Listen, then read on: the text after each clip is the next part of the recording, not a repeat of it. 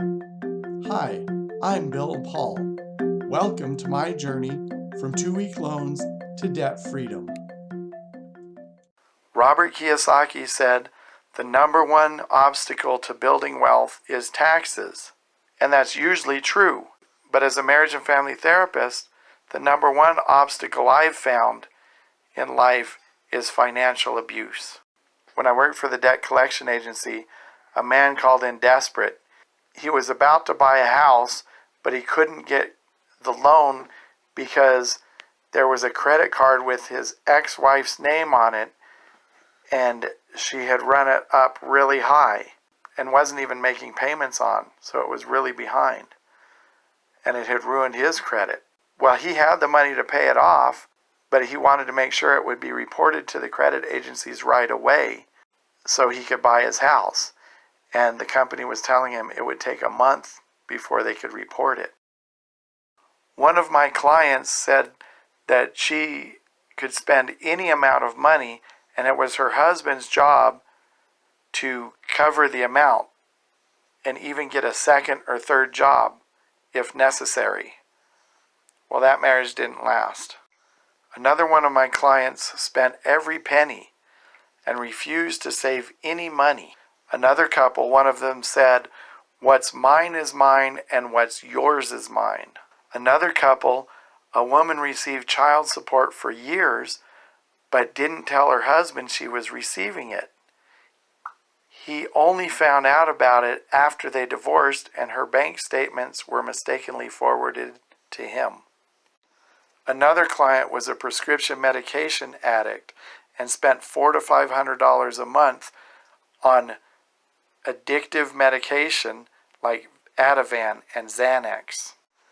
One couple who saw me agreed that they had to stop going out all the time because it was using so much money and they were so behind.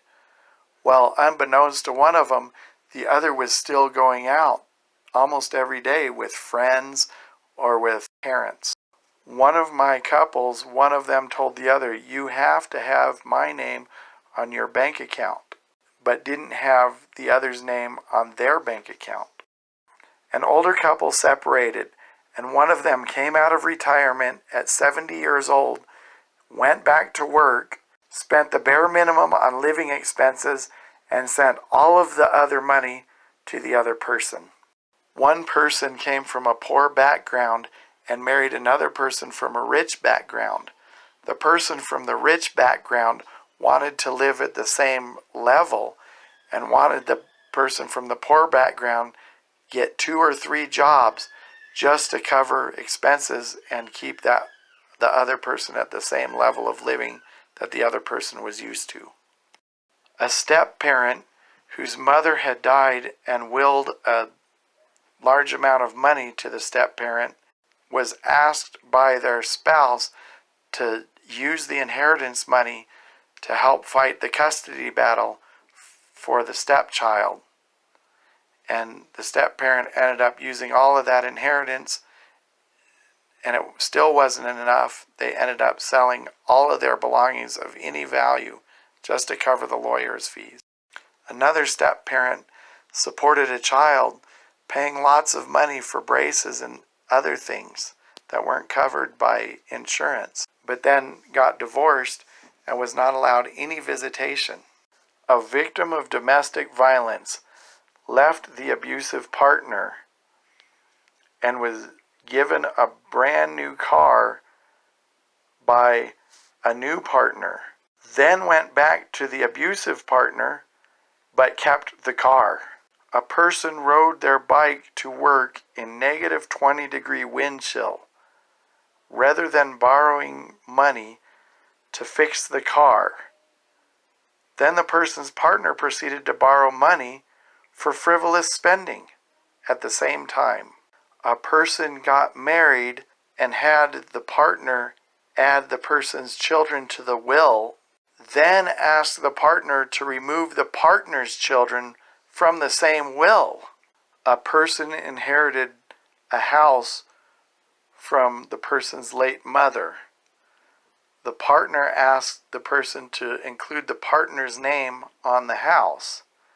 Then the partner took the person's name off of the house, sold the house, kept the money, and divorced the person.